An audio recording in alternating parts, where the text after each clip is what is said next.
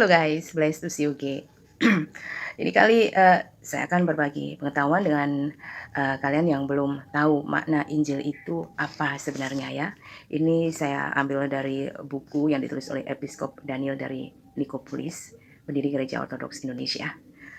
Apa sebenarnya makna kata Injil?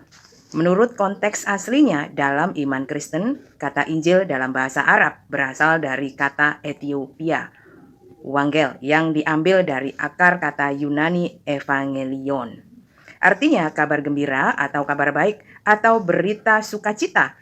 Karena itulah adalah suatu berita. Maka Injil pada awalnya adalah suatu berita lisan, bukan suatu buku atau suatu kitab, apalagi yang turun dari langit.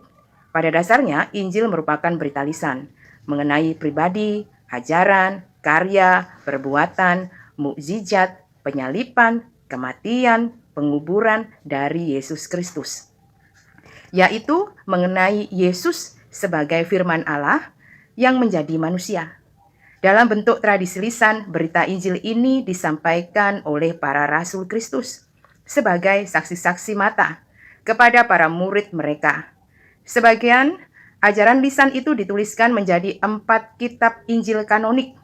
Sebagian lagi dituliskan dalam bentuk surat-surat kiriman rasuliah. Akhirnya semua tulisan itu dikanonkan menjadi satu kitab yang disebut Kitab Perjanjian Baru. Jadi, secara fakta sejarah tidak ada kitab yang diturunkan dari langit bernama Injil dan diberikan kepada Yesus Kristus. Yesus Kristus itulah firman Allah yang turun dari surga menjadi manusia.